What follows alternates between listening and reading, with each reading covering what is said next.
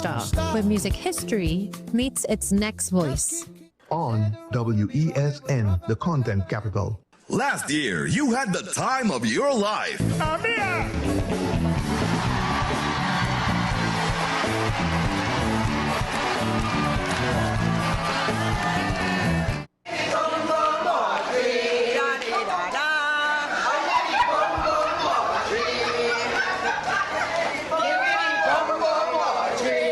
This year will be even more fantastic. Get your tickets now for Gone But Not Forgotten 2. I feel like home. They gave us the memory. Woman, you could run away too. They gave us the rhythms of life. Now let's give them their flowers. Trinidad and Tobago, join us for a special tribute to our legendary musical icons who have passed on in Gone But Not Forgotten. Including Funny, Swallow, Singing Francine, Shadow, Arrow, Maestro, Rootsman, Lax, Sandoli, Rash Shorty Eye, plus lots more. Their music still lives on in our heart. An unforgettable night as we celebrate their legacy in Gone But Not Forgotten. Wednesday, February 4th at Napa and Thursday, February 5th at Sapa. Showtime both nights, 6:30 p.m. Your master of ceremonies, Sonny Bling.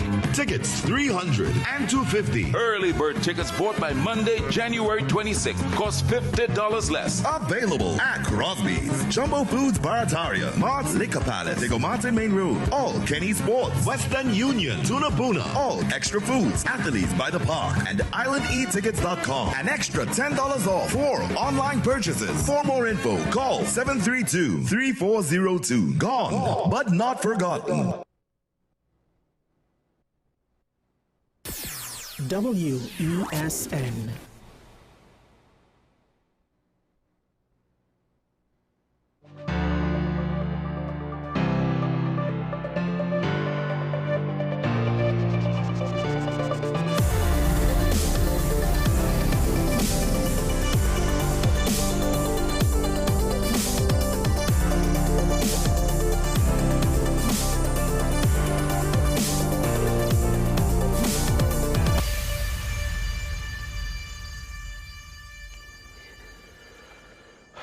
Good morning.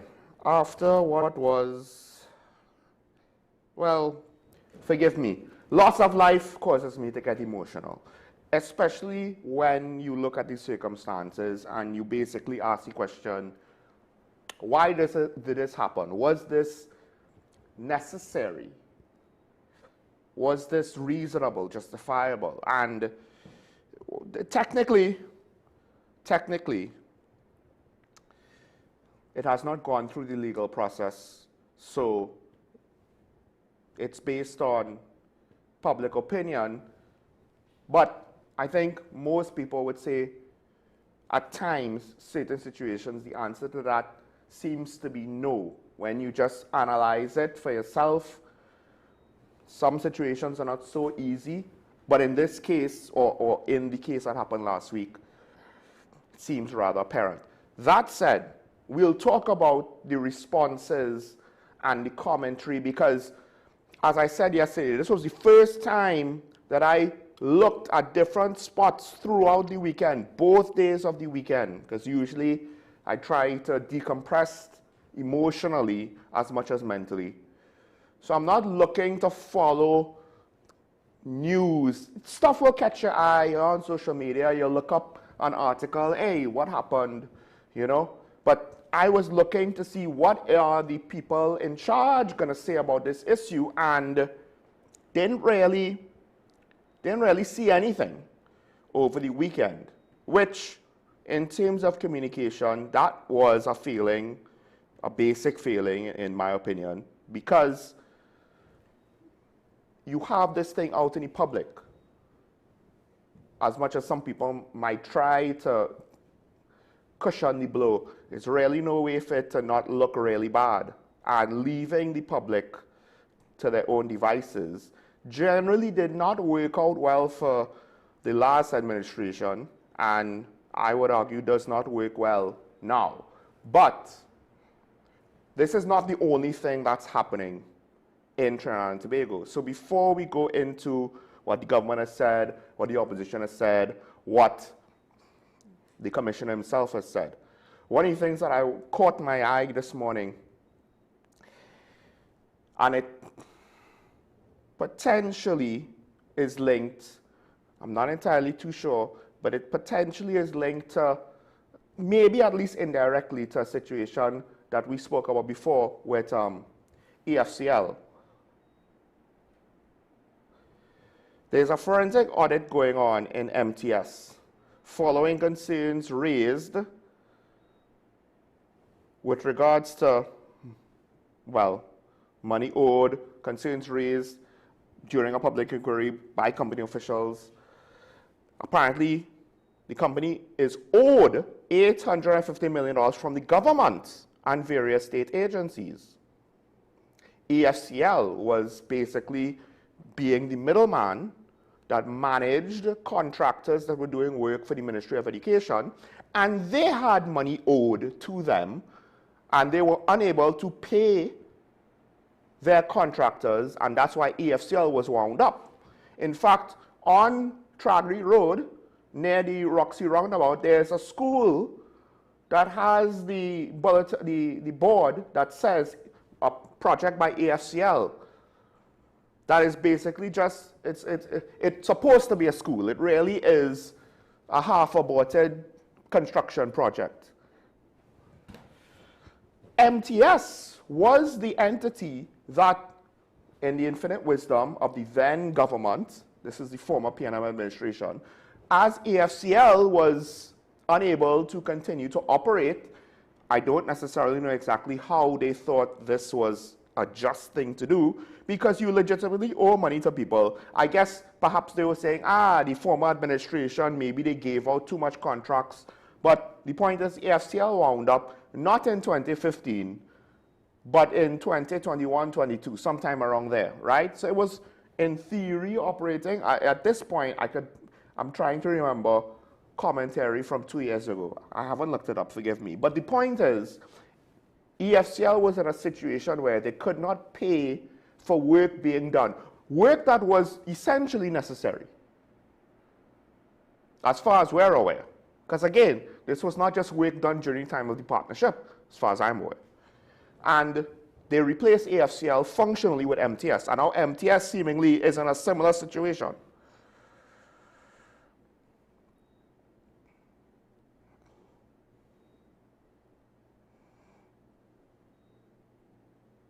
So there are also concerns about MTS security guards with getting their FULs and certificates and stuff like that. But my main thing is the company's debt of $850 million. Ministry of Education is $450 million, Judiciary is $180 million, and then Sport Company 30, Board of Inland Revenue 25, Police 25. And I also could understand why the TTPS is owing money, the fact that it's owing that amount of money. So now, the question is, now some people are bringing up the price of line items and charges and expenditures. That's cool. But what is the current government going to do about this MTS situation? Because if you want to claim that things were being overpriced or overcharged, you got to come with receipts. It's not enough to just depend on the court of public opinion, because when EFCL more or less closed its doors, let go of its staff or what have you, in part one of the contractors sued and, as far as I remember, won that lawsuit, which means that the monies owed potentially, arguably, are justifiable in a court. And the problem is, granted, you could argue the MTS situation has more to do with the previous administration, even though we are over 8 months in. But we have to see how this government will respond to this issue, because this is potentially the second time the state has done this. And this then goes to the whole concerns when I said you could criticize the PNM for how they manage the situation, But don't just assume that they are swimming in money and could solve any problem by throwing enough cash at it. Their budget was constrained. So some of the crunch, some of the displeasure, some of the uncomfortableness, some of the less than easy pickings, some of the difficulties in the economy were beyond their control. And it was imperative for people to be more aware of what was going on so that they could accurately determine what was in the government's control. Regardless, things got so bad, you didn't need to worry about subtle details anymore coming down to the last election. Fine, but now we're in a similar spot. It seems this is but one indicator that the government has a cash flow problem. Indirectly, that means whenever anyone says that the fines or a new tax or custom and excise is for revenue, because it's all being done at once, which means that the ticket fines and the increase in the enforcement of road traffic laws, is it really for safety or is it for revenue? You can't just dismiss that. You can't just say, oh no, it's not for that because they said it's not for that. No. Because both governments are under a revenue strain, a cash liquidity strain. And how they responded to that is different. And you could argue that the PNM didn't respond to it adequately. But part of their response, the psychology of their response was they did not want to push the population, whether it was because they had concerns for the population and didn't want to stress people out, or they didn't want to anger voters, which is the more cynical interpretation. And I would argue it's both. You don't want to do anything unpopular that will cause people to not vote for you. And by extension, you are trying to protect them somewhat. Because austerity measures don't have to go all the way to the hardest of measures. But ironically, in terms of economic theory, potentially, if you just want to be completely emotionless, some could say that was a failing of the previous government, that they were too generous to the people. So now the question is, how do you view what the current government is doing? Where they're trying a bit harder to find money in more areas. But the thing is, this 850 million debt could chew up a lot of it, because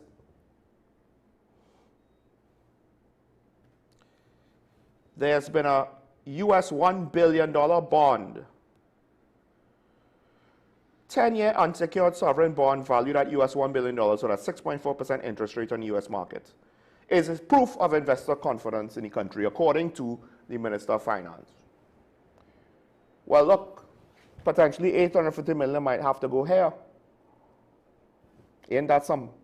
More importantly, I do recall the opposition criticizing the then PNM government, the UNC opposition, giving criticism to the PNM government with regards to when they would take out loans in order to finance their budget deficit, which theoretically is not wrong.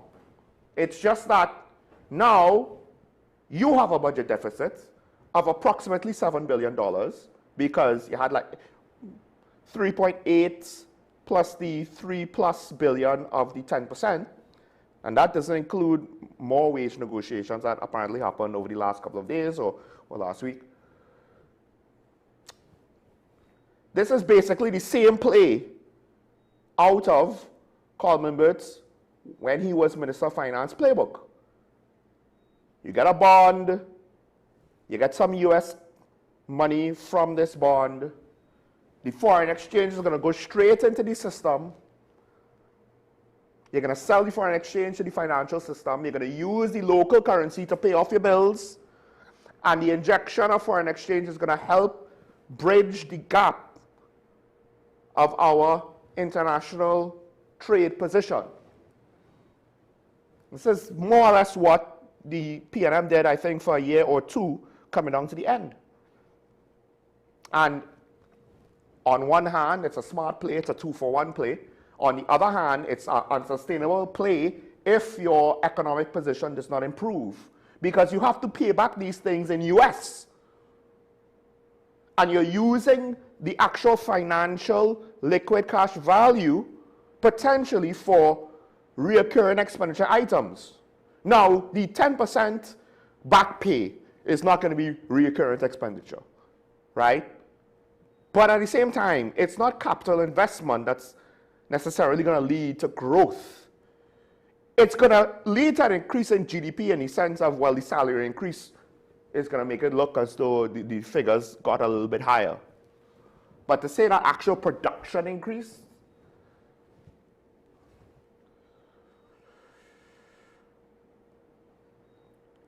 and now apparently more workers are getting 10%.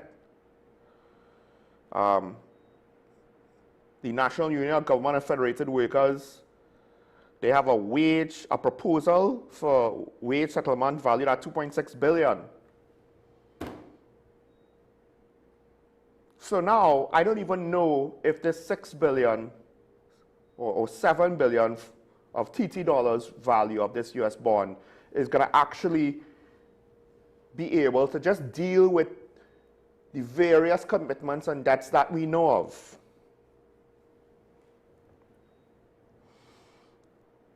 But let's not forget, the PSA's 10% was like 400-something million on the annual budget of increased expenditure.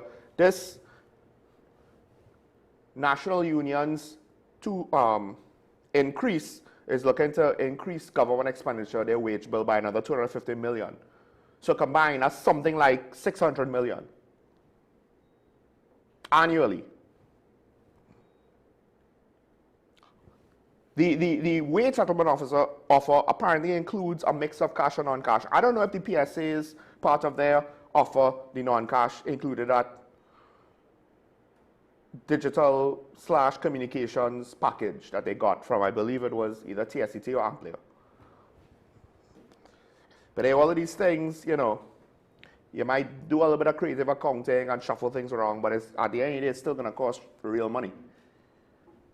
So keep an eye on the economy, because unfortunately, I fear some of the things that the government is doing, and we might not have enough information to accurately gauge this. Maybe the economists might be able to read between the tea leaves and determine it to their satisfaction, but to say that we're going to have smoking gun statistical analysis, we might not get it for quite some time, just based on how information gathering in this country works. But I won't be surprised if, because of the abrupt changes the government is making, there have been disruptions to the economy with regards to how money is circulated at the bottom end, where a good chunk of the economy's day-to-day circulation happens. And that might lead to a slowdown, which then might lead to things like reduction in VAT revenue, amongst other things. And if enough businesses, small businesses, closed down because rent increased or they moved, it's going to change dynamics in the economy. Certain taxes, besides VAT, also might get reductions. You might not necessarily be able to see it on a macro analysis because the total figure might not go down. But I won't be surprised if the VAT revenue figure goes down. Even if it remains neutral, that's not necessarily a good sign, because between inflation and growth, these things don't stay at the same level in perpetuity. They slowly rise in terms of actual numerical value. So not financial value, but numerical value. So this is something to wait and see. I was basically waiting for the other shoe, that is MTS, to drop after the AFCL situation happened, and we were told, well, MTS is going to take over. Great, but the problem was not AFCL was doing a bad job. The problem was the government was not giving AFCL the money to do the work that the government wanted AFCL to do. And now, I guess, it seems as though MTS is in the same situation. Are they going to try to figure out a way to basically blank those debts while having to deal with their wage settlements and other expenditures before hopefully the whole Venezuelan gas project comes online. We could potentially speak about that more, but I'll just say this. America's strategic position on what it is that the White House is talking about, seemingly, it's not quite focusing on Venezuela anymore. And perhaps what they wanted to achieve and what our government hoped to get out of it, they might not have been exactly the same thing. And now we have to wonder if our government might have gotten hit a 6 for a 9. Because it seems as though the Americans, they are shifting their focus on their strategic position with some of their international rivals / opponents. There have been a lot of tankers being seized, not just by America. And that whole Greenland deal, let's put it this way, what did he get in the end? He never actually wanted to own Greenland. He was pushing for certain concessions. Maybe he never wanted to liberate Venezuela. Maybe he was pushing for certain concessions. That we might be able to still get whatever it is that we wanted out of it, whatever it is the government thought we could have gotten out of it, but we don't know. We'll have to wait and see. Let's take a break. When we come back, well, we might not have enough time, but we'll get into some of the commentary. Might have to hold off. Former Commissioner Gary Griffith, he had some interesting comments out in the public sphere yesterday. We could speak directly about that. I know he was on AM Prime today. Interview went well. But we could hopefully at least speak about some of the comments coming from the people in authority over that shooting. And I don't know, I have mixed opinions on what we've seen so far. Stay tuned. This is Sean Michael Small on Talking Point on WESN, Content Capital. We'll be right back after this.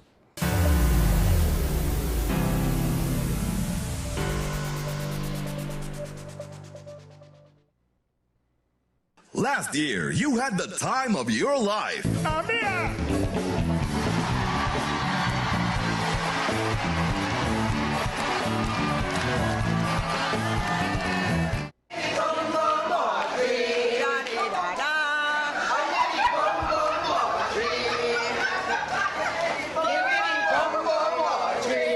This year will be even more fantastic. Get your tickets now for Gone But Not Forgotten 2. I feel like home. They gave us the memory. Woman, you could run away too. They gave us the rhythms of life.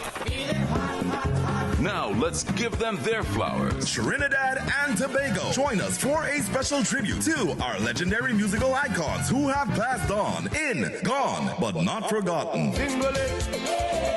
Including Bunny, Swallow, Singing Francine, Shadow, Arrow, Maestro, Rootsman, Lax, Sandoli, Rash Shorty Eye, plus lots more. Their music still lives on in our heart. An unforgettable night as we celebrate their legacy in Gone But Not Forgotten. Wednesday, February 4th at Napa and Thursday, February 5th at Sapa. Showtime both nights, 6:30 p.m. Your master of ceremonies, Sonny Bling. Tickets $300 and $250. Early bird tickets bought by Monday, January 26th cost $50 less. Available at Crosby's, Jumbo Foods Barataria, Mart's Liquor Palace, Digo Martin Main Road, all Kenny Sports, Western Union, Tuna Puna, all Extra Foods, Athletes by the Park, and IslandEatTickets.com. An extra $10 off for online purchases. For more info, call 732-3402. Gone, but not forgotten.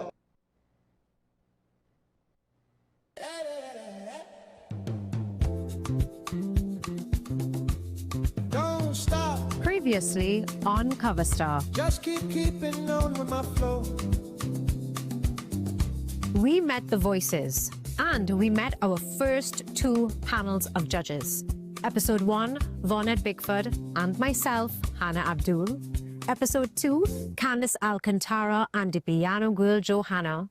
And shout out to our judges for tonight's episode, Jarrell Forbes, Luke Samerson, and Vonette is back. Over the last 2 episodes, we got into the covers and the judges looked, listened, and scored. 2 contestants were unable to perform due to illness. They did not score and they were out of the running. This is Cover Star, where music history meets its next voice. On WESN, the content capital.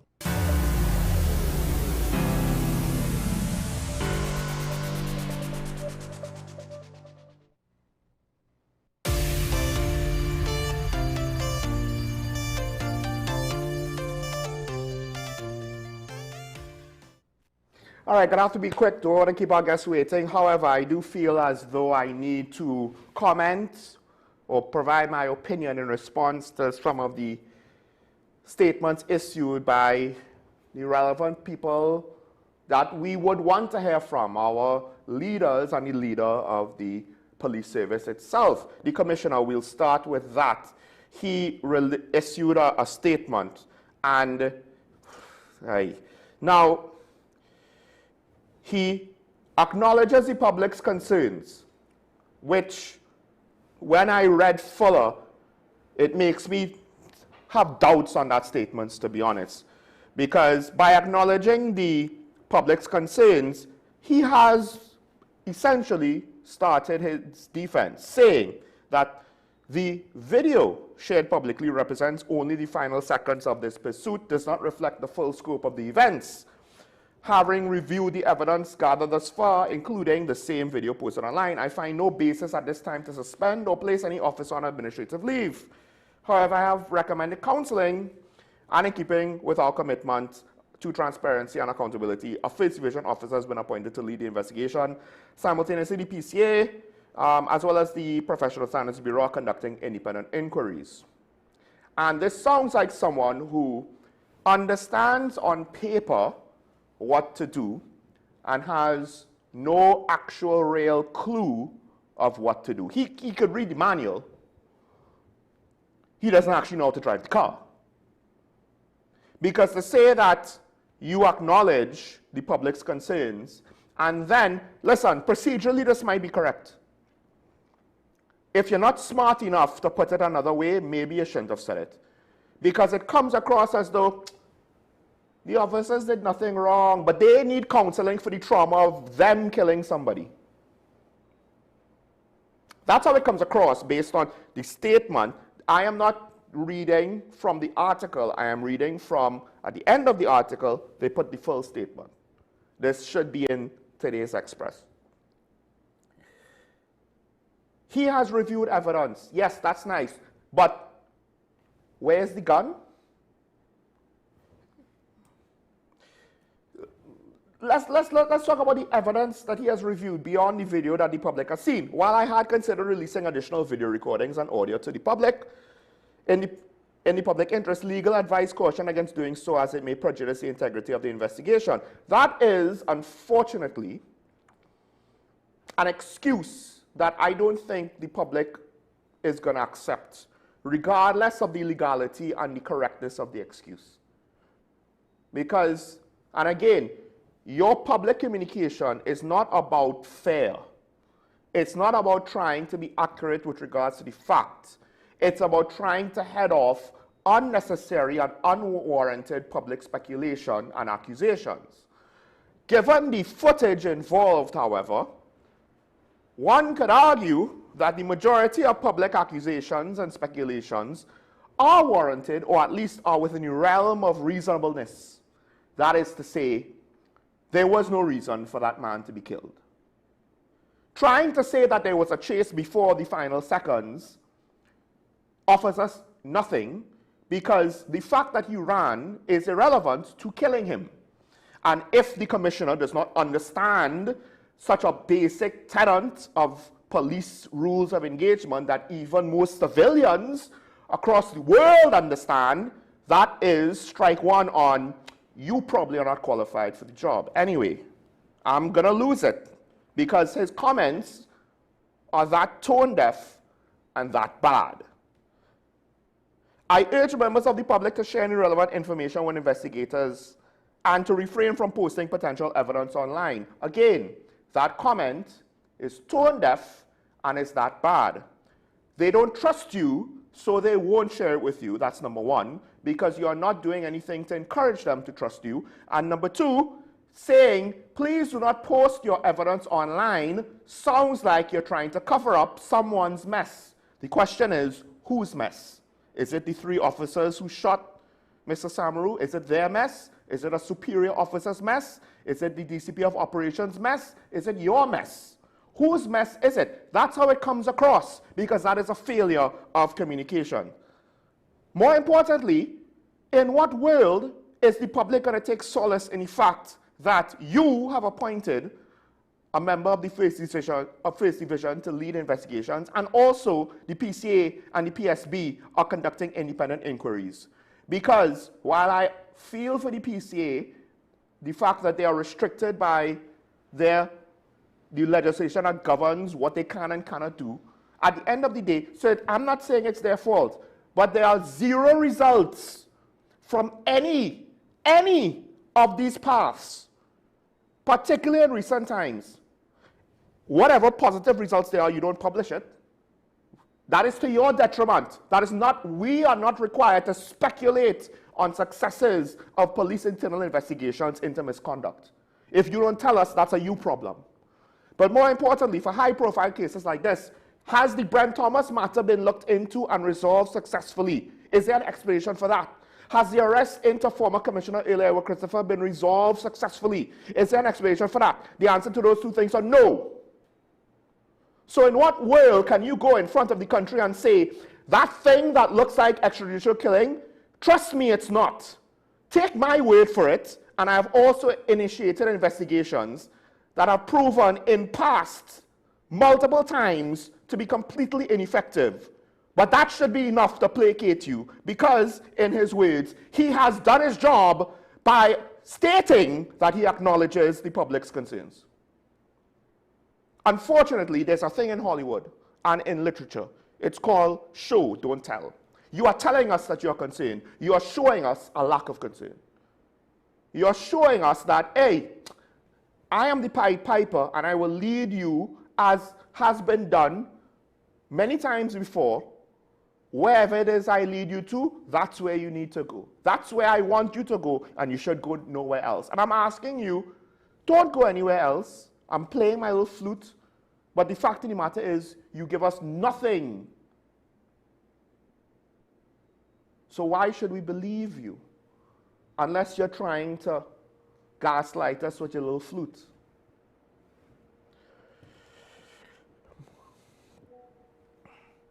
Moving on, I'll be quick. The Prime Minister has endorsed well, I find the phrasing to be interesting. This is how it's reported. The Prime Minister has endorsed the use of body cameras by police officers in the field, calling it a move that will strengthen public confidence in Trinidad and Tobago Police Service. Tell that to your Minister of Homeland Security. What does that mean by you endorse it? That's like saying, I endorse water. I endorse that water is something that we all should drink in order to be healthy. We don't need the endorsement. This is not something where supporting it was a question. Should you support it or should you not support it? You know, 50% of the population doesn't support body cameras. This was not one of those things. The question is, what are you going to do to ensure that it's a requirement of the service and that the service has all of the equipment it needs, especially if you want members of the Army to be with them, because in my opinion, they too require body cameras if they're going to be functioning within civilian areas under the zones of special operations, or anywhere internally to the country, because even rural areas are technically civilian areas, right? Unless there's some restricted military situation like the barracks itself, if they are interacting with the public or have the potential to, they need body cameras too. So I don't understand what this endorsing thing. It's like when the executive wanted to encourage officers to wear the body cameras. Do you not understand the position of authority and responsibility you're in? That said, I appreciate the fact that the Prime Minister is speaking positively about body cameras, because at the very least, that is a step or two above the Minister of Homeland Security. I'll leave that there. I'll just leave that there. I'll speak about it more maybe tomorrow, right? Now, and just note, the footage came out when? Friday, Saturday? Today is Tuesday, which means at best, sometime after yesterday morning, these comments are coming out by the politicians. We haven't heard, I don't think we've heard from the Minister of Homeland Security. I appreciate the Prime Minister speaking about it. We'll go more into the rest of our comments later.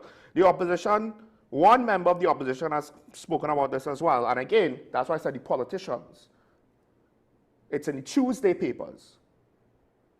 It's in Tuesday's papers. Former AG, former Minister of Local Government and Rural Development, Faris Alwari, is concerned that the ZOSO legislation could lead to militarization of the state, pointing to the fact that government is seeking to grant soldiers police powers. Now, the fact of the matter is, given what I said yesterday, I can't fault him for this stance. And this is why you have to be careful with the public narrative that you allow to fester by your inability to handle public communications. You have this legislation that you want to go through, and you have this police shooting that, despite the commissioner's best efforts of saying nothing of value, it's now threatening your ZOSO legislation, if you really think about it.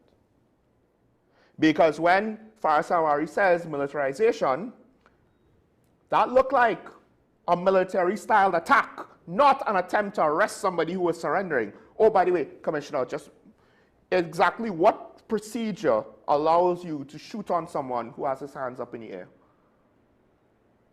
It doesn't matter what he did in the chase. There was a gun, show us where the gun is. So now we've reached this point where when it is said we are headed towards a militarization of state,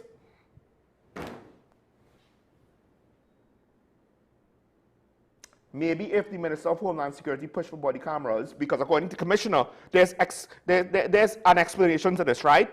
Despite the fact that I've yet to hear it, he himself cannot even give us a version of events.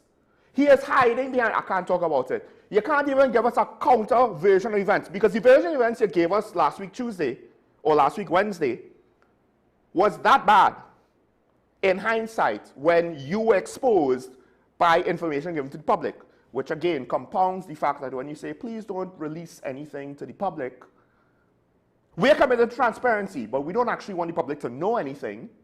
It sounds like you're trying to cover things up.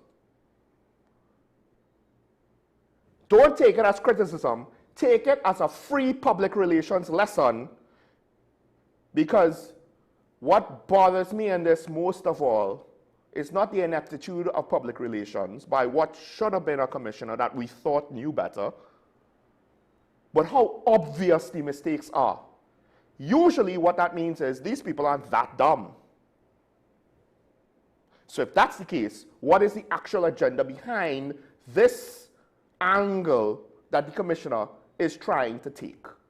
Because it's not working with me, and I would imagine I am the person who's a bit more forgiving to people in authority. It's probably not working with a lot of the members of the country. Let's take a break. We'll welcome our guests. Stay tuned.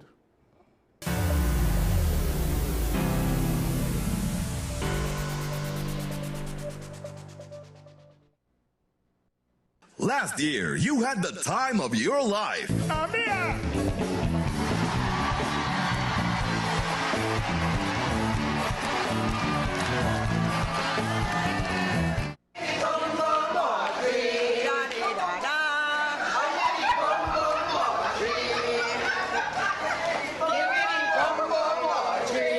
This year will be even more fantastic. Get your tickets now for Gone But Not Forgotten 2. I feel like home. They gave us the memory. Woman, you could run away too. They gave us the rhythms of life. Now let's give them their flowers. Trinidad and Tobago, join us for a special tribute to our legendary musical icons who have passed on in Gone But Not Forgotten. Jingle it. including Funny, Swallow, Singing Francine, Shadow, Arrow, Maestro, Rootsman, Lax, Sandoli, Ras Shorty Eye, plus lots more. Their music still lives on in our heart. An unforgettable night as we celebrate their legacy in Gone But Not Forgotten. Wednesday, February 4th at Napa and Thursday, February 5th at Sapa. Showtime both nights, 6:30 p.m. Your master of ceremonies, Sonny Blink. Tickets $300 and $250. Early bird tickets bought by Monday, January 26th. Cost $50 less. Available at Crosby's, Jumbo Foods Barataria, Mart's Liquor Palace, Digo Martin Main Road, all Kenny Sports, Western Union, Tuna Puna, all Extra Foods, Athletes by the Park, and IslandEtickets.com. An extra $10 off for online purchases. For more info, call 732-3402. Gone, but not forgotten.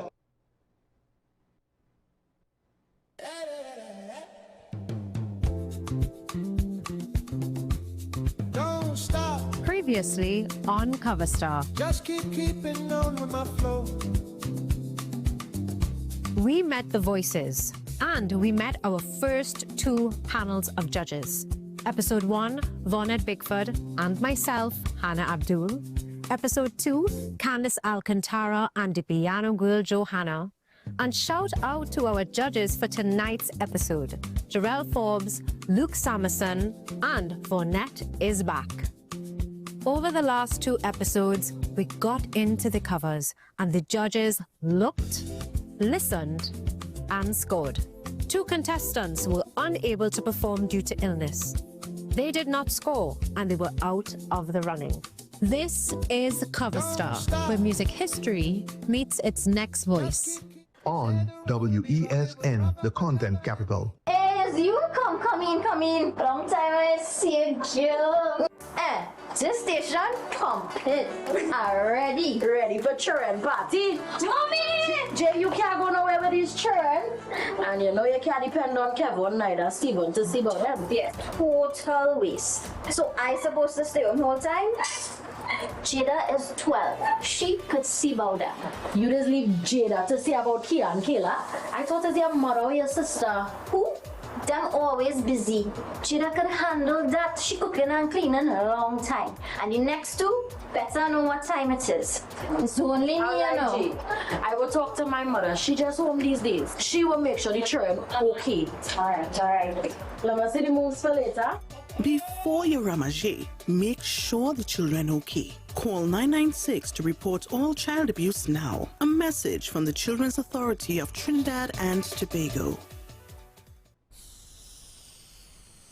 If these walls could talk, they'd cry uncle. They didn't plan to become offices or yoga studios, but they've stood by us, even when we got a little stir-crazy. For that, they deserve some thanks.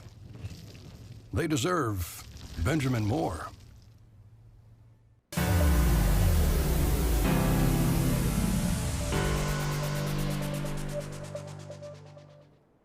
Welcome back to Talk About, ladies and gentlemen. And joining me, and I will just say this up front, do not expect the media ambassadors to answer to everything that their superiors say and do. With that said, they still have a job to do. And, as I said yesterday, it's not that all cops are bad. So, they still have things to do. They still have information to get out there. They still have warnings to give us to try to ensure that we are safe and sound during what is technically a chaotic period. Joining us via Zoom, of course, is our own media ambassador, Acting ASP Christopher Arun. Chris, good morning. Welcome back to Talking Point. Hi, morning, Sean. Morning, viewers. Morning to your colleagues. Thanks for having me on the program today. Yes, thanks for joining us. So we won't get into the stuff in the news, right? Yeah. But we do need to speak about, because again, this is in the realm of everyone takes it for granted. They might have heard some of this before, but when they're ready, they'll catch up apps and not actually do the obvious things to either safeguard themselves from accidents or crime, because they might make themselves too tempting of a target in a period where there'll be a lot of people out on the streets, whether it's at a fete or Carnival Monday and Tuesday, or for whatever reason. right? So there are certain things that need to be reiterated once again. Hopefully, it will hit different for some members of the public. Chris, carnival safety. Yeah, Sean. Well, we wanted to remind viewers and members of the public about carnival safety in relation to attending fetes, limes, party events, social events. We've seen in the past a lot of persons becoming victims of substance abuse, even at their own hands, at the hands of other persons, and being involved in violent and traumatic experiences. I remember one time I was working for Carnival in St. Clair's police station, and this foreigner came in, and he said, "Listen, I just took some drugs. Just to be quick." He said, "Listen, I just took some drugs, and I'm going to go into a particular state, and I just wanted to be somewhere safe." And it was Carnival time. I think it was either Monday or Tuesday. And well, of course, the officers at the station. I was working from the station, not in the station, and they attended to him, and I believe they took him for medical attention immediately, or they called an ambulance. I can't remember. And we recognize that a lot of people during this time feel free to use substances that might hamper their logical thinking, their state of mind, including alcohol. We've seen it. There's alcohol, there's narcotics like marijuana, cocaine, ecstasy, and whatnot. And yes, to some extent, most of these drugs are illegal still. But the issue we have seen, and we continue to see, is the abuse of the substances, which affects their thinking, their logical thinking, their safety. We've seen women become victims of sexual assaults and even violent attacks because of their state of mind. They go to a party in the middle of the night, 2, 3 in the morning. They take a drink from a stranger. It's laced. So the normal carnival safety tips: don't accept drinks from strangers. Be careful with who brings your drinks for you. Be careful in taking substances that might hamper your thinking and your sense of security and whatnot. So we just wanted to remind members of the public about those issues. But also, because this is something that I remember seeing throughout the years, for many years, certain drugs like ecstasy and even marijuana could be laced with things, with ecstasy. You're not necessarily sure. It's not as though there's some sort of quality control on the chemical formula of whatever pill you're putting in. So there's also the risk of some people might think they're doing drug X, but it's really something heavier. It's we've seen that. And to what extent is that a risk? How bad of situations have you seen?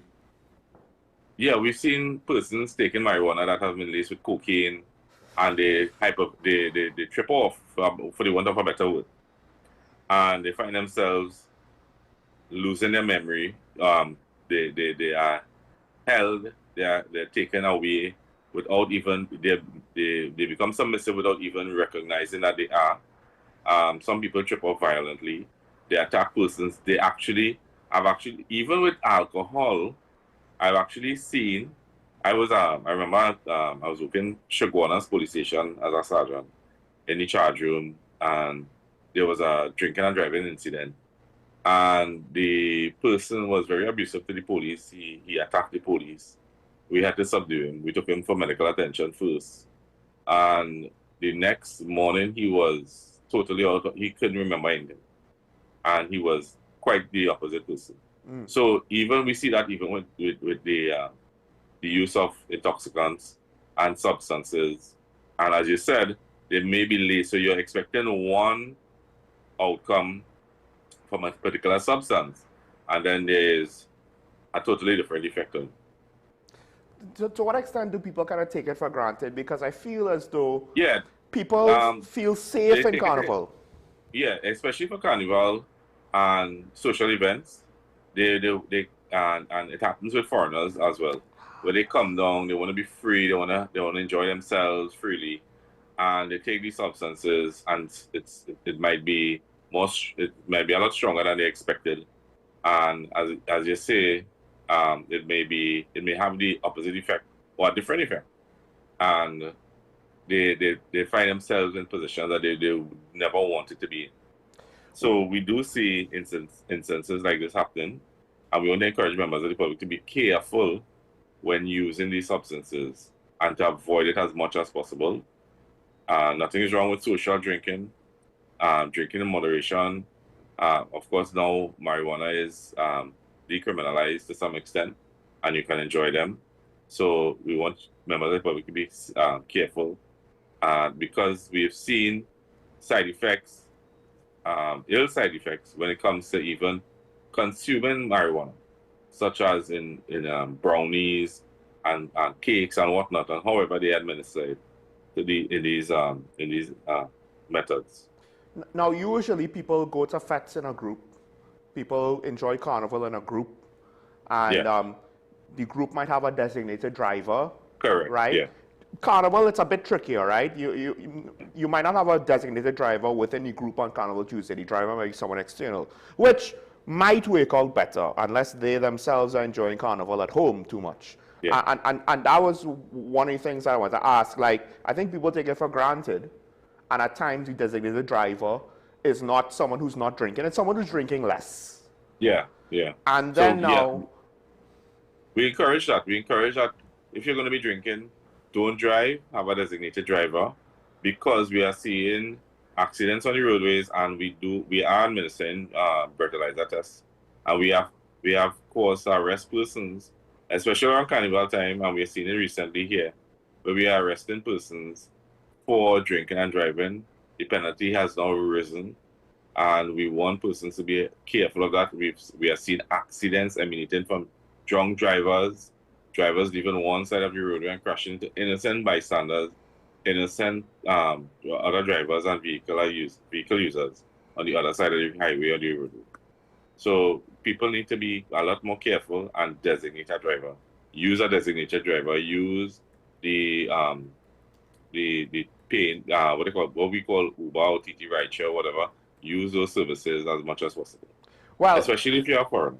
Well, here's the thing, though. I think some groups, unfortunately, they designate a driver, but the designated driver, whether the group encourages it or he does it on his own or she does it on his own, is too intoxicated. They might be less intoxicated, but still too intoxicated. Yeah. And then now, the safety of being in a group, if everyone is hammered and they don't have their faculties and their judgment is impaired, and you're on the road in Carnival or you're at a fete, you don't really get the safety of being in a group because nobody could help themselves, so how are they going to help each other?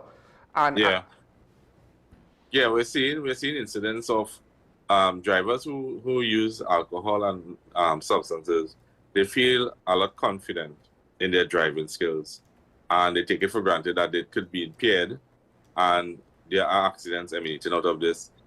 People lose their lives around this time of the year, especially with drinking and driving and substance abuse, and we are asking persons to be a lot more careful in using vehicles, in carrying about themselves at social events, back and forth from home, for their own safety and the safety of others.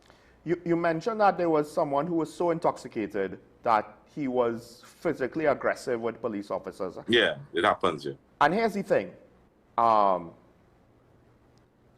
This is something I think the public needs to give a bit more attention to, because everything that happens for the last week notwithstanding, it's still the correct advice to say, do not try to pick a fight with police. But if you're all intoxicated and those who are not aggressive, they can't necessarily control the ones who are aggressive when they're intoxicated.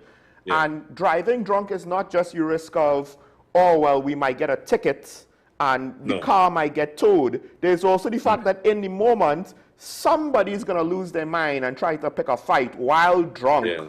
And I'm pretty sure being drunk is not a legal defense. No, not it might be a legal defense in some cases, but not in every case.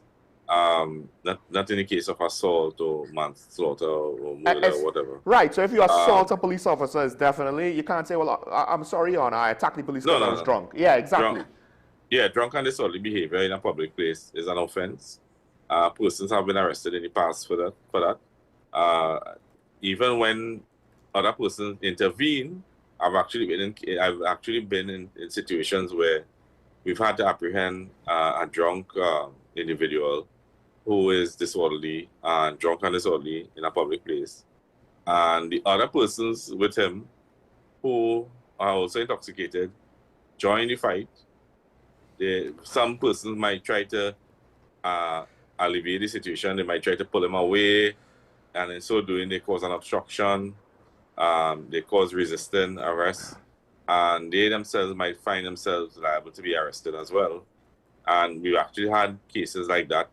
And the persons who also are intoxicated and get involved in the fight to defend the person being arrested, the situation just becomes a lot more chaotic than it should be.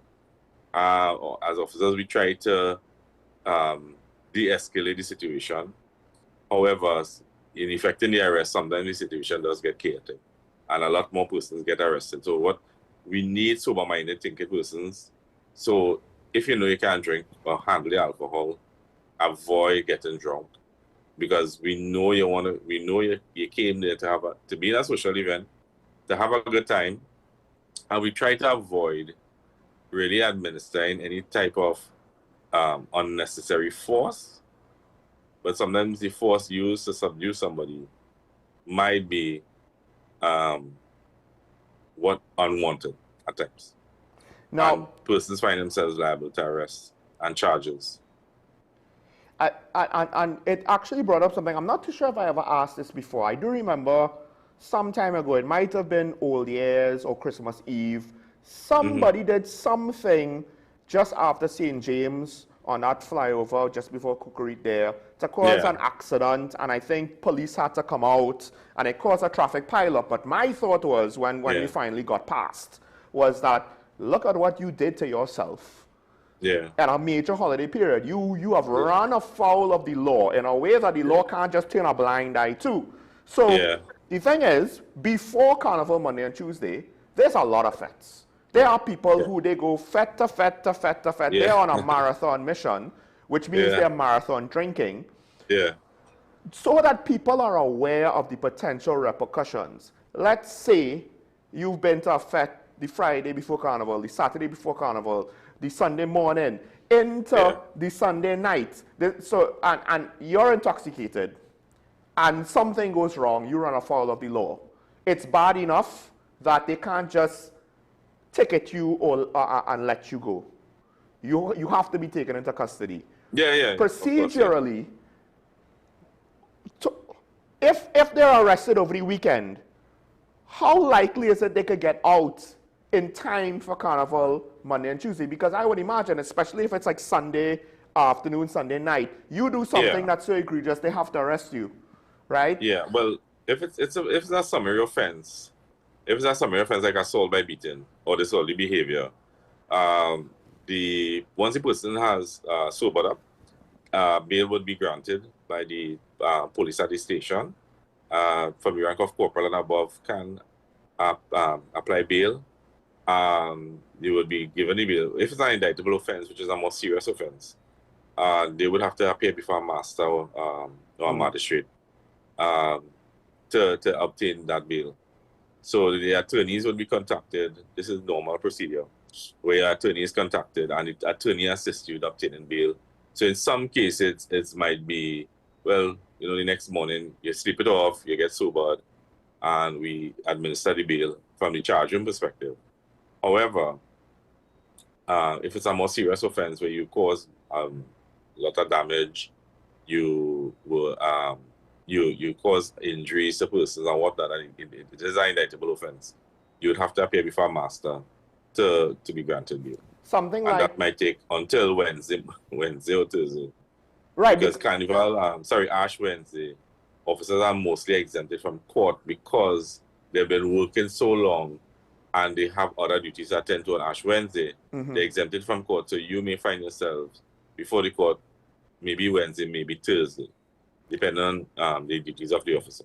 But because obviously concerns are about drunk driving, and one of the obvious things that is one of the most concerning things of drunk driving is not just that you crash your car, but you crash or cause the crash of someone else's car. Yeah. Right? Yeah. And in that case now, basically, am I correct to say, you do something like that the Sunday before Carnival, you might be locked up until Thursday after. Yeah, of course. There's a high possibility you'll be you'll be in custody for a number of days before you really see a magistrate or a master. So you don't want to get tied up with that right now during that carnival period for any offense. Some, as I said, with the summary offenses like disorderly and obscene language and assault, you might get bail as soon as the officers believe that you can handle yourself. You're safe to be dispatched. You wouldn't be a menace or unsafe to members of society or the public, and they would grant you the bail. But other than that, you'll be tied up for a few days. Is there that discretion for if the assault is against a police officer? Because sometimes if it's against a police officer, it's like some jurisdictions, it automatically escalates things. In some offenses, yes, there is discretion. There's no mandatory arrest when it comes to some offenses. So if you assault a police officer and he believes you're intoxicated or you were inebriated and you deserve an opportunity to cool down and you behave yourself, yes, the officer can use his discretion. Obscene language, persons who consume alcohol may use obscene language openly and involuntarily. So officers are minded to be aware and to practice discretion around this time.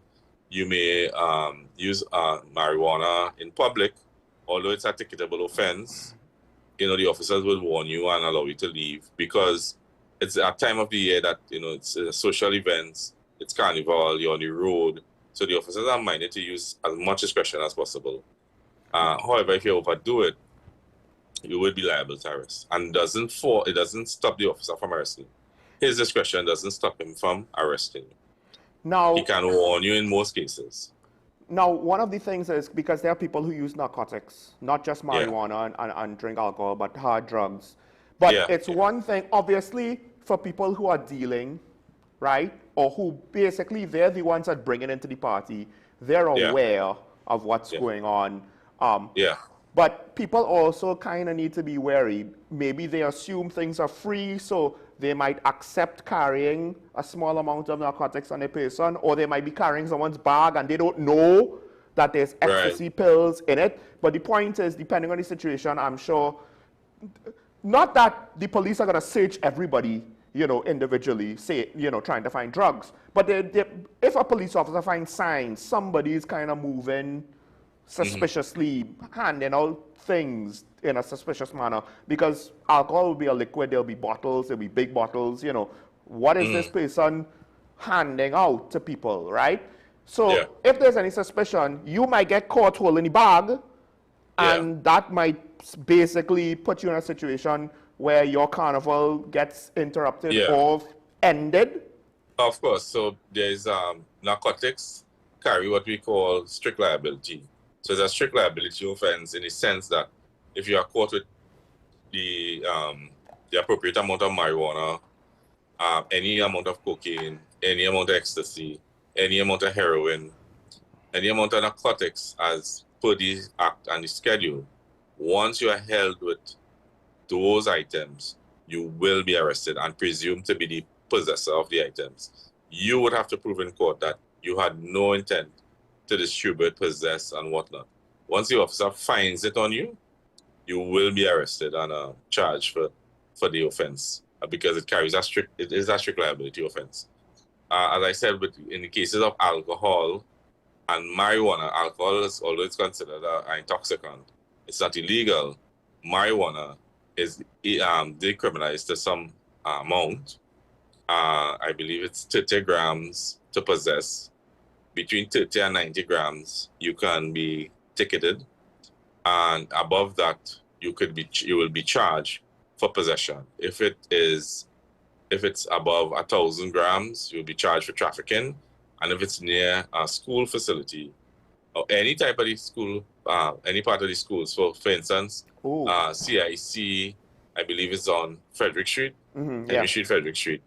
But their grounds are close to the St. James Barracks. So if you're held in proximity to any compound belonging to a school, including the grounds, you'll be held for trafficking.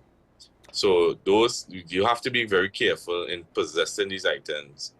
As I said, they are strict liability offenses, and you will be arrested for some of them, most of them. That also applies if there's FETs on those facilities, I would imagine. Correct. So if you attend a FET at a school compound or in the vicinity of a school compound, 500 meters within a school compound, and you are held with any narcotics, you will be arrested for trafficking. This is the law is written this way. It's mandatory. It is what it is. There's no leeway for the police on this, I would imagine. No, they're not. Yeah, as I said, although they may not be, there's no mandatory arrest laws in Trinidad, except for sexual offenses committed against children, where the guardian or the guardian or the parent of the child fails to make a report. However, you will be arrested because it is the protocol of the TTPS to arrest you for these strict liability offenses. Now, of course, impairment also opens up. You allude to the fact that someone might spike your drink, but there's also other crimes that could happen to you. Maybe crimes of opportunity if you're impaired. Is it that people just they kind of? I understand, some people feel, well, I'm not carrying my wallet, I'm not carrying my credit card, I'll just have a little bit of cash, or I paid all inclusive, so I carry no money on me. I'm not, so I should be safe. I don't have my cell phone, only one. No, definitely not. Definitely not. There's still risks that criminals might try to do something to you, and also they might not know that you have no valuables on yourself.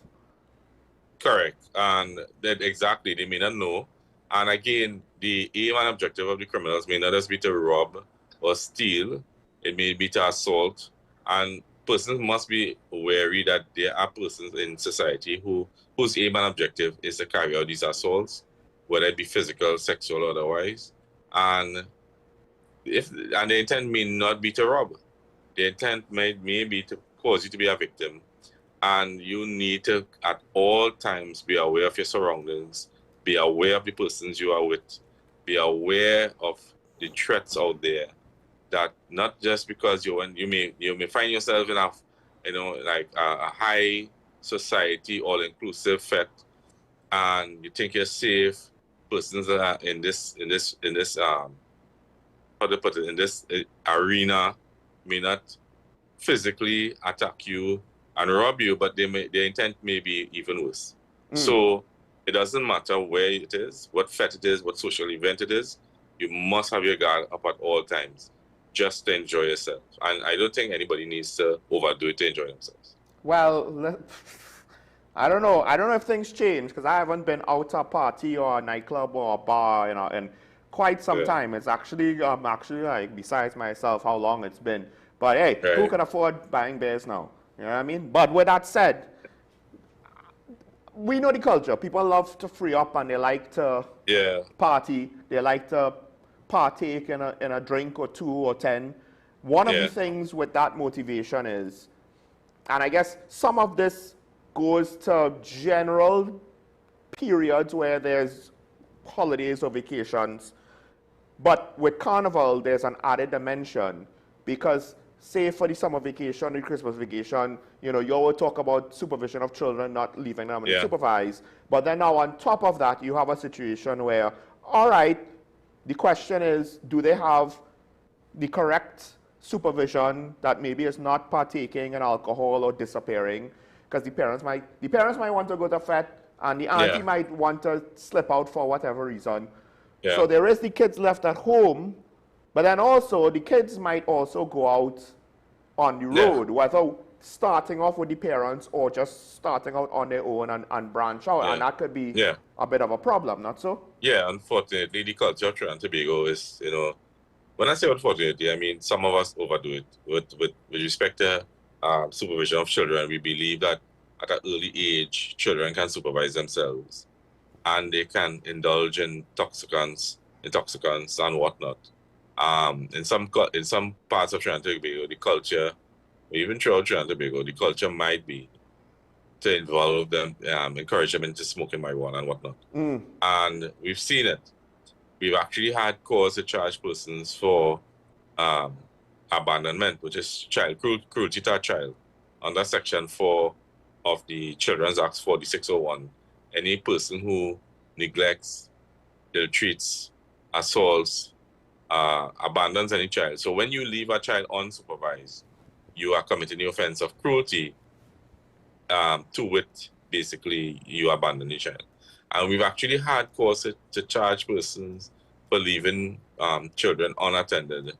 I remember this case where in Chaguanas, where the mother left to go with an elder child to buy medication in the pharmacy and left her, I think it was a 2-year-old or 3-year-old, alone in the home. And the neighbors brought it to the attention of the police, and the police had to, for the health and safety of the child, had to break in the apartment to get the child because they couldn't get onto the mother.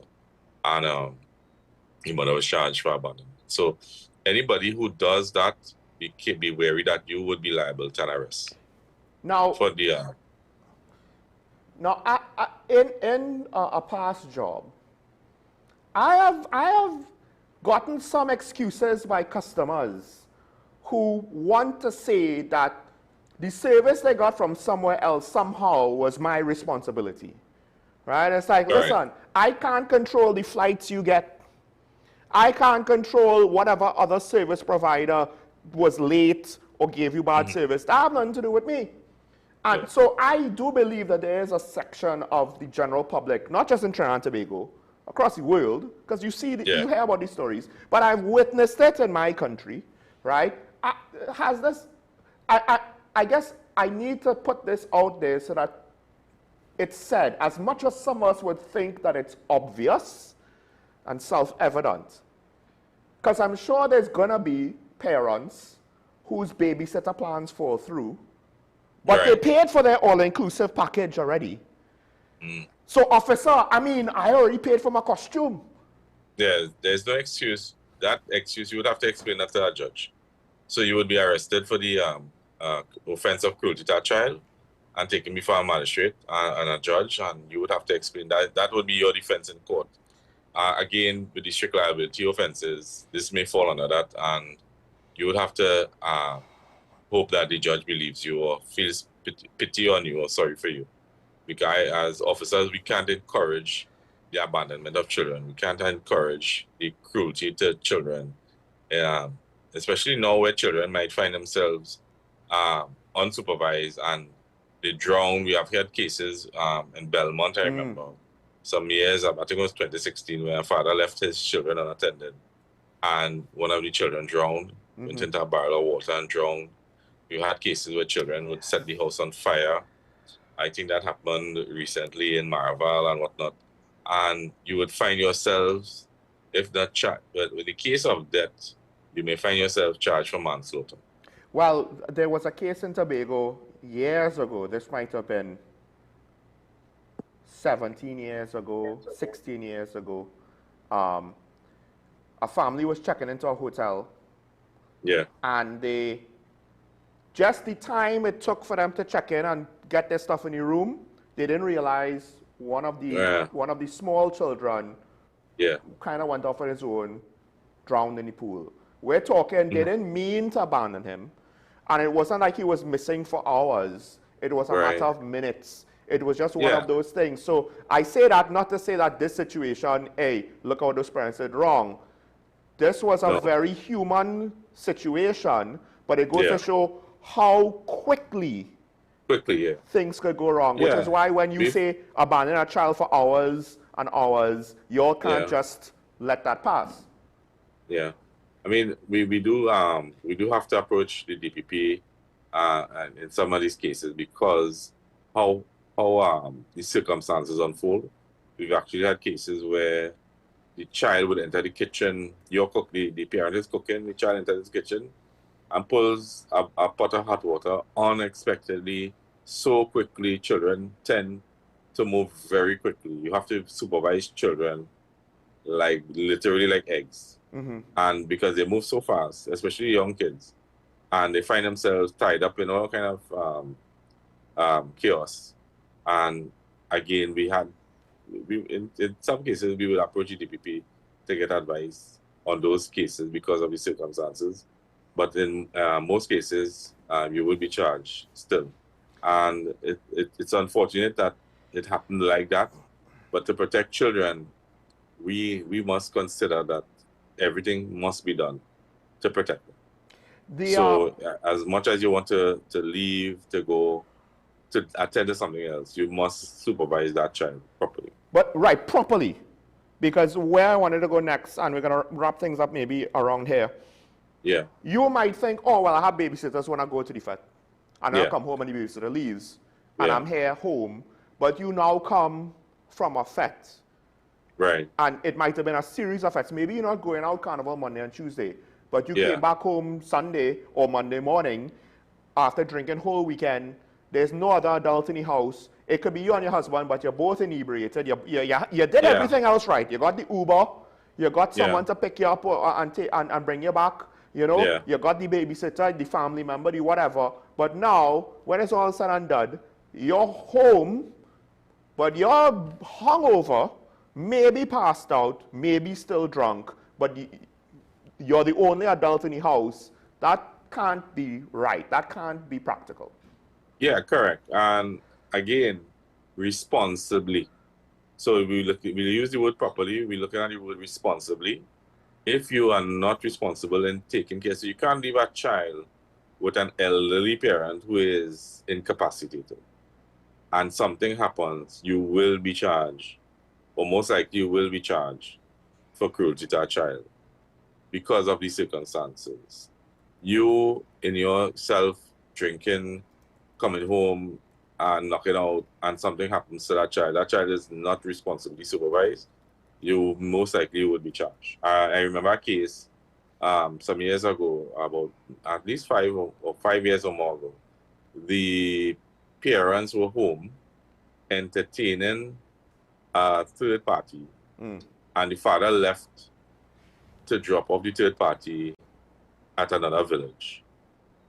And on his return home, his child was missing. Unknown to him, the mother sent the child in the car with him, unknown to him. He dropped off the third party who was seated in the front. And in dropping off the third party, he came out of the vehicle. The child who was in the back seat left the vehicle, exited the vehicle. The father jumped back into the vehicle and returned home, unknowing to him that the child was even in the vehicle. And the child wandered about that strange village. The child was not from that area.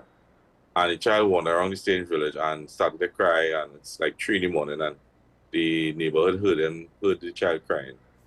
And they called the police. And the police put to, well, simultaneously the parents, recognizing the child was missing from home, visited the police station. And simultaneously the persons who found the child called the police. So they were able to put 2 and 2 together and reconcile the child with the parent. And those persons were investigated for cruelty and abandonment. And the circumstances was unfortunate that they did not reckon, the mother didn't tell the father, I'm sending the child. The father didn't know the child was in the backseat. And I think they found the blanket in the backseat after. Right. And these things should happen. These things should happen. So at all times, you must responsibly attend to your children and supervise them. I mean, especially around carnival time, where we tend to find not just children, but elderly people as well are left neglected and abandoned. It is an offense when it comes to the children. We still are yet to have laws when it comes to incapacitated elders and whatnot. Well, however, go ahead. Yeah, so hopefully that will be amended or dealt with in the future. And we tend to see around this time, Christmas time, children are left unattended and improperly, unresponsibly supervised. And we have had cause to charge parents and guardians for abandonment. I'll just close this topic by saying that situation could have been so much worse, because the first thing I was afraid of is the father's not expecting the child to be around and he's driving. Yeah. So the child could have potentially got knocked down or run over by the car unexpectedly. It's a small child. He might not have even seen the child, and it's late in the night. And then the other thing is, there was that situation where the toddler wandered off. The story that the woman couldn't catch up to the toddler. Right. So, strange village, similar thing could have happened. Came to a river, came to a cliffside, came to something.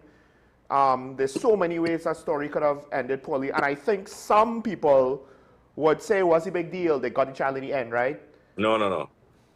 Exactly. We cannot encourage that as a society. Exactly. Yeah. That it could have been a better situation. No.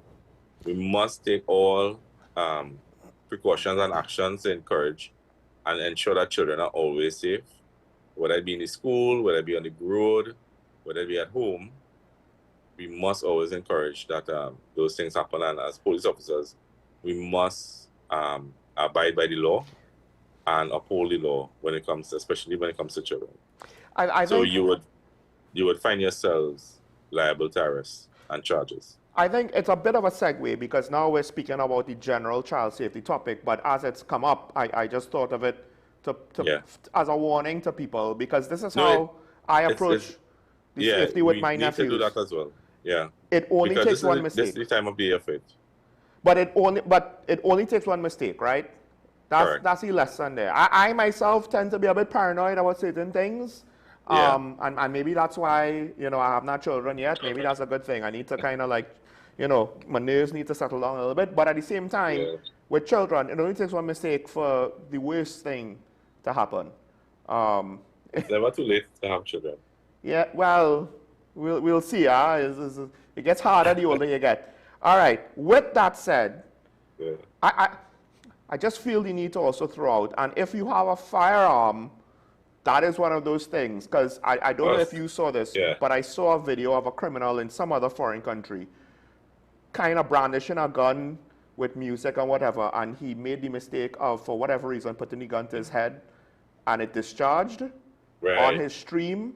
So even adults playing with guns can go poorly, much less if your kid finds the gun. With that said, we have a couple comments to get to. Some of it it's tied to some extent to the happenings of the week, because there also was a shooting, as I told you off air, in the United States recently. So let's take the face of the comments, because it's interesting. It's going from a different tangent.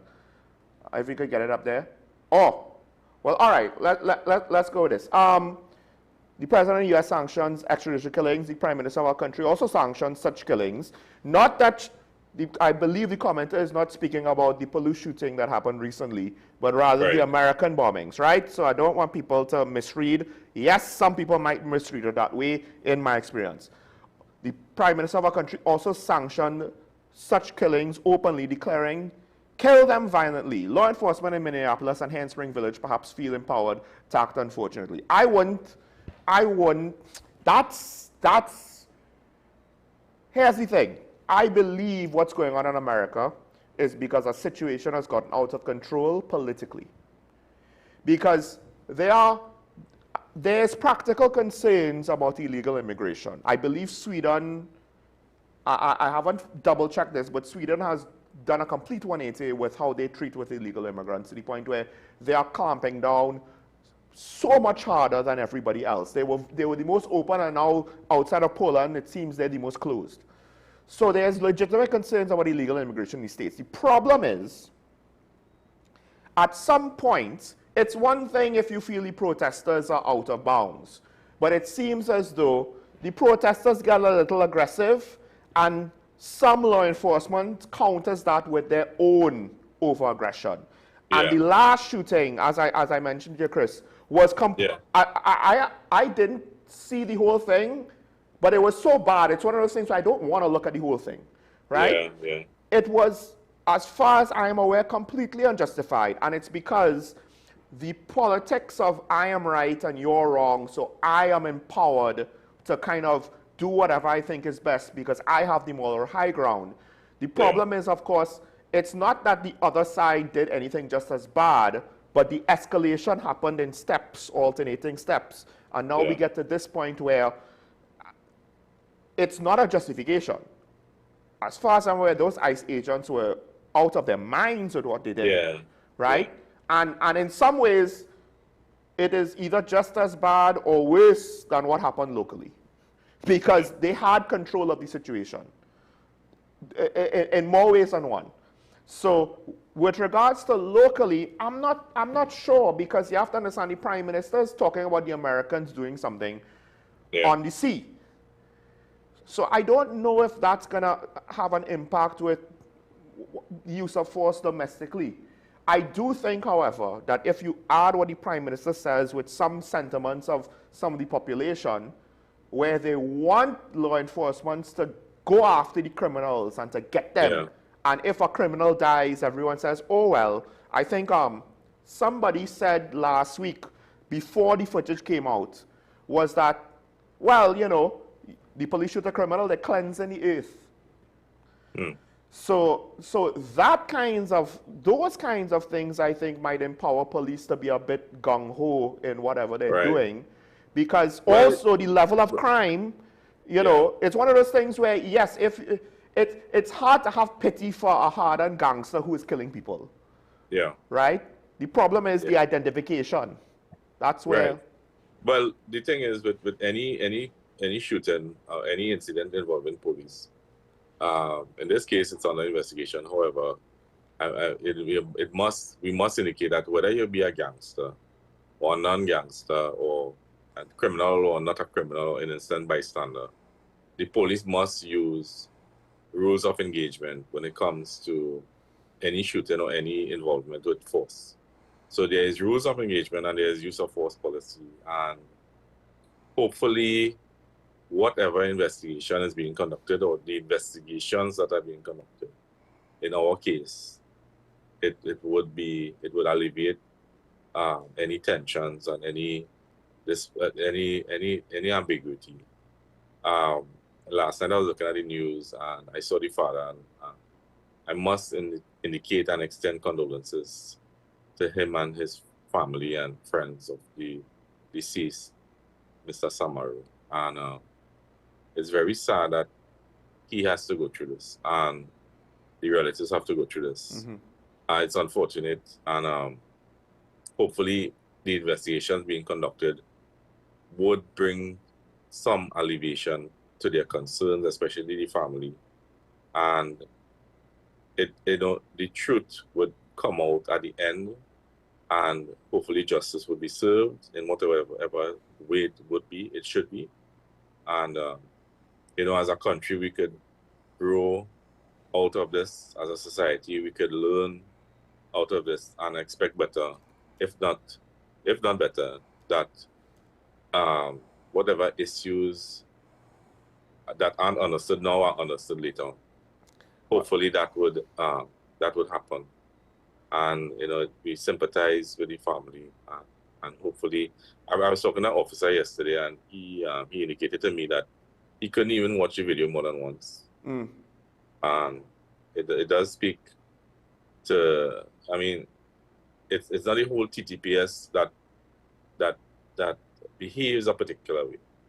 Yeah. We try our best. And things happen, and hopefully at the end of the day, Sean, you know this, at the end of the day, the truth would prevail, the investigations will be properly done, and whatever must happen will happen. Whatever must happen will happen. Well, Chris, I hope that those things can happen, but you'll forgive me. I hope so too. This is Trinidad and Tobago, and in more ways than one, not just with regards to police business.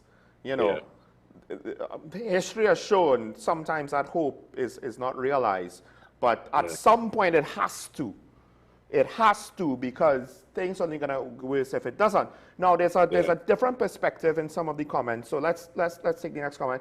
And there'll be more context in the following, but we'll just take this. UK police, well, I believe, has to be licensed or have to be licensed. The license has to be renewed every 5 years based upon performance. And the next comment has a bit more context. So let me just try and read this out here. Every police officer in England and Wales will be required to hold a license to be able to continue working, according to the Home Office.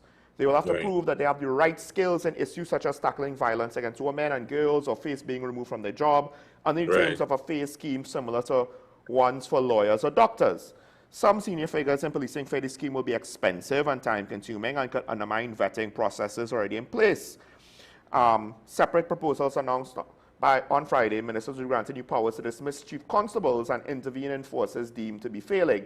So I think there's two things here, and I want to warn the public, this is not as easy as it looks, because there's two things here. One, you're changing the nature of the job of policing. That is both procedural, administrative, as well as with regards to budgets, right? And it's not something that could be done overnight, because it's not like, well, the new recruits get the new training. No, depending on how much you're changing it, everybody will have to, right? And then now, what is a reasonable time frame and all of that jazz? And what is the implication of what if too many of the existing officers fail? On one hand, if they fail, assuming the requirements are good and correct, maybe we are better off if they are no longer police officers. But that is to some degree an assumption, because more often than not, exercises like this, you're only going to know for certain after the fact, when the results of the training, when officers are in the field having to treat with these real world situations, you get enough data on that. And it might go to show that, well, the training wasn't totally sufficient, or it missed the mark. Well, in Trinidad, in the TTPS, we have refresher courses in terms of training. So officers often, almost every year, every few years, they go to refresher courses to address training, and especially in these areas, tactical, survival, firearms, any other training specifically geared towards the department they're working in. They do refresher courses, and we often send officers on these refresher courses at the academy. So as opposed to where you, the only thing is that we don't have is where we have to be relicensed or pass further exams and whatnot. It's not a bad idea, and maybe it could be implemented at that in the future. Right. The other thing is they point to their proposals for ministers to have more power with regards to dismissing chief constables and the like. That is even more tricky, because to what extent will that be viewed as political interference of the police service? The flip side is, as we've seen with the public service, if the politicians don't have the capacity to hire and fire, that could be abused, but the lack of it could also be abused the other way, because now it's very difficult to hold people accountable if you can't really impart on them significant consequences. So I don't have a right answer for that one. I don't know about you. Well, what I can tell you, Sean, is that when I was in the investigative department, we had investigations being conducted across the board and across this wide section of society. These investigations involve many persons of all calibers and all positions in society. I don't want to say that there were ministers that we investigated, but we investigated matters involving all members of society and most members of society and across the board. And we have ongoing investigations. And could you imagine if somebody who's been investigated has the power to fire you? There you go. Yeah. So this is is where you need what they call, you mentioned it yesterday, oversight. You need oversight. In any investigation, you should have oversight. In any department in government, you should have oversight. And hopefully that would be the direction that we go, as opposed to putting all the power into one person. So, and this is the problem, and this is where it goes now. People, of course, are going to want to criticize. Listen, I criticize the commissioner over this. People are going to criticize the commissioner and the service over this. But some of it comes down to not necessarily the failings of this one government, but the fact that the politicians in general, particularly, I have to point to the last administration because that's what I could speak to directly. You can make a case that happened the administration before and the administration before and so on and so on. The lack of oversight, we are seeing consequences to that, where the bosses of national security are not necessarily doing their job. And on some level, it's basic human behavior. When the cat's away, the mice will play. And it might seem like, but these are important people, commissioners and chief of the defense staff and head of the Coast Guard. It's like, no, Because part of it is, it's not so much that they're doing anything wrong, but because of the lack of accountability, we can't ensure that they're doing what they're supposed to be doing. So it looks like it's a free-for-all. Yeah. Because the accountability doesn't seem to be there. Yeah, I mean, fortunately for the TTPS, a number of officers across the board are right thinking and responsible and ethical. And what you have, it may not appear so in the public domain, but the amount of officers on the field and in across the board in offices and administrative positions and whatnot that uphold the law, that are ethical in how they conduct their duties, is not brought to the front. It's not brought to the foresight. And what we see is the occasional lapses, or maybe the frequent lapses of the officers that take advantage of their position or whatnot, and it highlights the bad apples. So the bad apples get highlighted, but in fact there are a number of officers who make it their duty to perform ethically, do the job the correct way, and abide by the law. So unfortunately, that's not the version you see in the public domain. And hopefully we could amend that, we could fix that, we could bring it to the forefront, and persons could see the officers that actually are doing a lot of the good work out there. Mm-hmm. I mean, I have two anecdotal examples of my own personal experience. One was the one car accident that I caused. I've been in, well, I caused two, but there was one that was a bit more serious. The other one was a fender bender. I've been in far more accidents. Mostly it's been just fender benders. But there was one where I had a bit of I did a bad drive. And the officer involved was very patient and understanding. Right. And that was the one, I mean, no one was hurt or anything like that, right? Right. But that was the one time I had to deal with an officer on that level. Yeah. Well, actually, there was another accident, but I won't get into that. But in both cases, it was the case of, well, it wasn't that serious, and the officers were not looking to mistreat me over it. They were just like, look, stuff happens, right? All right, you're liable, you're not liable. And that's the civil thing. We'll help you all sort it out on our end, but we ain't gonna come down on you for that. There was another incident where a customer lost their valuables. Right. And the long and short is they went to the police. And the situation was just so outside the norm that the police weren't looking to like, oh, well, we must arrest everybody. And no, they were like, well, this is kind of not making sense. There's no history of theft. And the story kind of, isn't necessarily adding up. So the officer was showing patience and restraint, and it turned out it was proven that the customer misplaced their valuables, not that it was stolen, and it wasn't that it was lost. They misplaced it; it was still in their possession. They just couldn't find it because for whatever reason. And I was grateful that the officer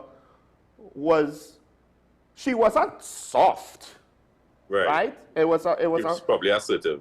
Yes, she was assertive in the situation, but she was also assertive in the fact that, look, this is not really tracking. We're going to look into it, but, this was in the evening. The night ended.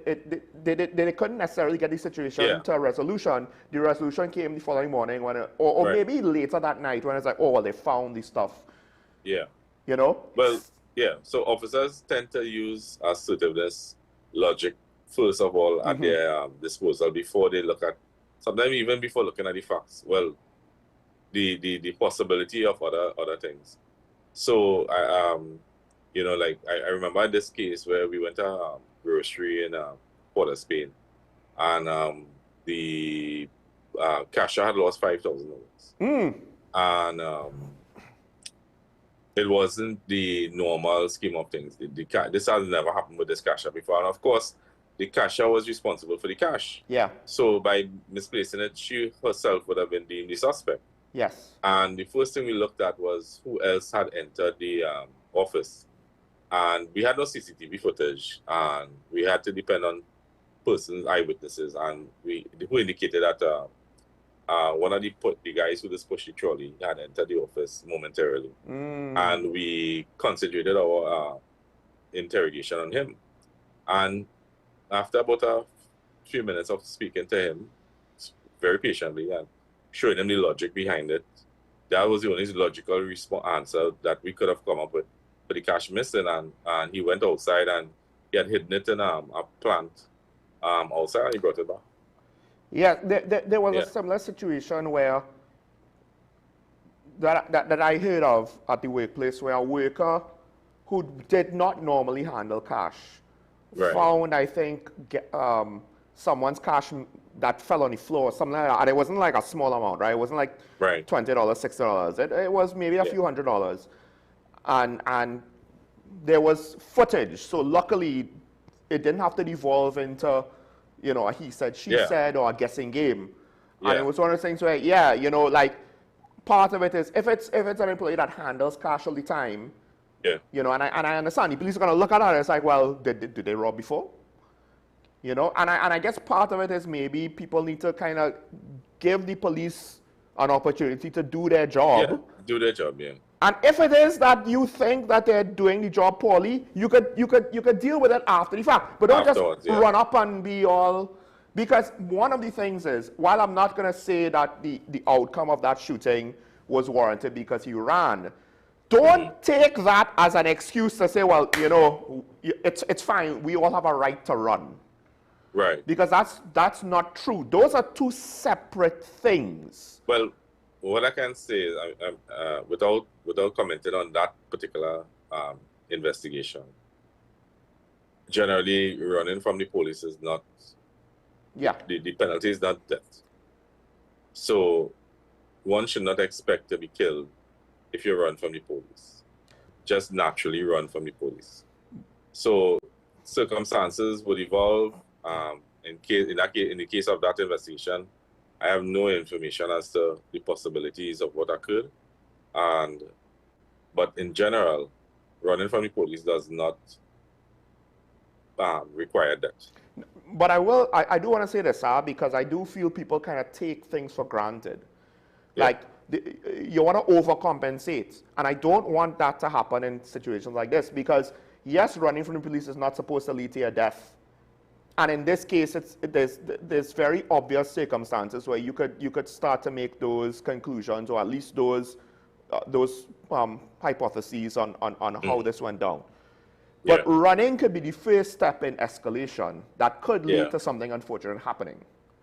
And usually, what people don't understand is when police legally end up having to use force that results in a tragic result, deadly force. a lot of the times it is because there were multiple stages of escalation. It's not just like one thing.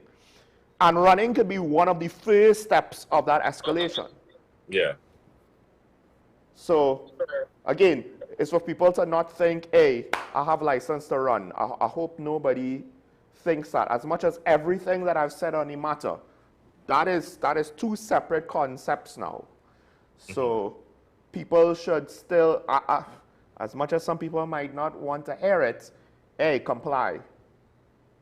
Yeah, comply with the officers. I mean, it's a clear indication that, you know, that the police should, well, they would treat with you properly once you comply, and you know, they would address the situation and send you on your way. In most cases, if you have nothing illegal or have done nothing illegal, the officers would send you on your way. And if they don't, and if they're acting properly, you could address it after. So I would encourage members of the public, as much as possible, comply with the lawful instructions of police officers in the field, especially in the field. You know, and hopefully, I hate to say this, but one of the things that we talk about is the level of low-level law breaking in the country. Right? Yeah, there's a lot. Road traffic violation. I mean, listen. While you could talk about the whole traffic fines and everything in many ways, but nobody could say, oh, well, there's not a lot of law breaking on the roads. And I was mentioning it yesterday. I know of a situation where someone ran because they were driving without a license, and it led to fatalities in their Yeah. escape attempt, and they were caught and they went to prison. And Yeah. the point that I said is, I wonder if part of it is people know that they're speeding, or they have something that they shouldn't have in the car. They're drinking and Yeah. driving. And drinking and driving is probably one of those things where when you're inebriated anyway and your judgment is impaired, it seems like a good idea to have a high-speed chase. But, and the point is, this is Right. not, as much as drinking and driving is bad, you're not a murder suspect running from a murder scene. No, and you would be committing more offenses because emanated from dangerous driving in a chaotic manner on the nation's roadway would involve dangerous driving, dangerous and wanton driving, which you can be arrested for. So you can yes, you could be arrested for drinking and driving, never being the holder of a valid driver's permit, and you will not be arrested for having an expired driver's permit. Right. The worst that could be done is that you would be charged, you would be ticketed for the offense. You may not be allowed to continue the offense by driving the vehicle. So the officers may seize the vehicle, or they may have you wreck the vehicle, or have a driver with a valid driver's permit come and collect the vehicle, but you will not be arrested for that. However, if you have never been the holder of a valid driver's permit, you may be arrested. Right. Again, there's no mandatory laws in respect to that where you must be arrested, but most likely you would be arrested if you've never had a valid driver's permit. And I've actually been in situations where persons, young people especially, they might have a learner's permit, or they don't have a valid driver's permit. They've never been issued with one. And they see the police roadblock, or they see the officers, and they drive off. And it's a chaotic situation after, and the officers have to give chase and speed after you, and then run you down and arrest you. And you don't know what's going through the officer's mind. Is this a stolen vehicle? Is this person in possession of something illegal? And how do I treat it? How do I approach this person? And this is where training kicks in. Sean, I don't know if you hear me. Yeah, I'm hearing you. Yeah. And yeah, you don't know. So the officers come out, and depending on their training, we hope that the training kicks in and they approach the situation properly. And sometimes they may take a bit of a very serious stance towards the driver, and it's a simple matter. Well, you would not go to jail for not having a driver's permit. You would not, other than being arrested, you would not go to jail immediately. So the matter could be resolved quite easily after. So in case, even with the drinking and driving, it's up to the judge to send you to jail. I think in the first instance they give you a fine. So as much as possible, there's no need to elude officers, whether or not you commit a crime. However, we especially if it's a minor offense, or a ticketable offense, or a traffic offense, please please abide by the laws. We're out of time, but let me ask you this, because if the police see someone desperate enough to run, listen, I get it, people will run because they don't want to pay the fine for not renewing their license on time. Yeah. Right? But think about it from law enforcement's perspective, ladies and gentlemen. If that person is desperate enough to run, you have to at least consider that they have a serious reason why they're running, and it's not going to be something minor. Yeah. And if you're desperate enough to run, you might be desperate enough to resist. And when I say resist, I don't mean, try and push your way or whatever. No, listen, the car that turns around and runs from the roadblock might be carrying a dead body. And they might try to shoot their way out. And the police, you don't know that compared to if it's a teenager that's just joyriding with a car that they're not supposed to be driving and is running because of that. So, you understand, police go into a situation, it's a toss-up for them, for you. Yeah, yeah. So I remember one time I had we engaged a suspect who ran from us, and he actually ran into a maxi. So the maxi was flying for high on the main road, and to get away from us, he ran to the maxi, and we chased him into the Maxi. The Maxi was empty at the time. Okay. And we held him with a quantity of cocaine. Ah, there you go. Yeah. All right. Chris, thanks for joining me. I want to thank the commenters for sending the comments. That's interesting with regards to the UK. The license part might be more practical in some form. Who gets the power to hire and fire or fire? That's where things get tricky. Because you investigator, you have to investigate politicians who could fire. That things get real tricky then. Maybe you could figure out a way to write the laws that it's practical. But with that said, we'll continue to comment as things unfolds. Hopefully we get more information despite what has been put out there. And my thing is ultimately, we need to respond as a society. That includes the politicians, that obviously includes the police service, but that includes the general public as well. Because my fear, and I mentioned this to Chris this morning off air, but not yesterday, is, because I said yesterday, the good officers need to speak out on whatever it is going wrong with the service, but more importantly, the public needs to support them and do their part and not leave the good parts of the service out to dry on their own, right? Because on some level, that's not fair. We tolerate certain things. We need to show, hey, we're not tolerating other things, right? But it is what it is. Folks, Chris, see you next week. Take care. Thanks very much for having me. Good day to you and members of the public. All right. Stay safe. Remember your allegiance to the public and to each other. That last one, I think, is where things kind of goes wrong, because we are not necessarily considering each other enough. You don't have to go out and give money and give food and let people live in your house. The consideration comes in how you function in society and participate in the democratic process and in the running of the country, and what it is that you ask for, don't ask for, put your points across, the politics that you identify with, not the party, but rather the ideology, the concepts, the what you want implemented, the policies.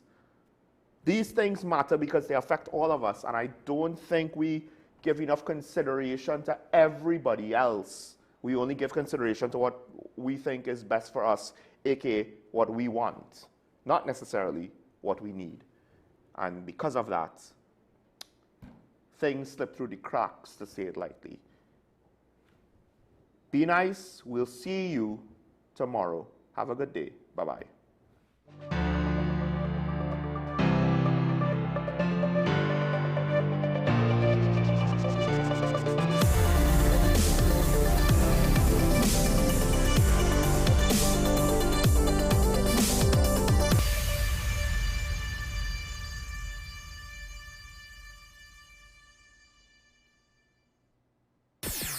WESN.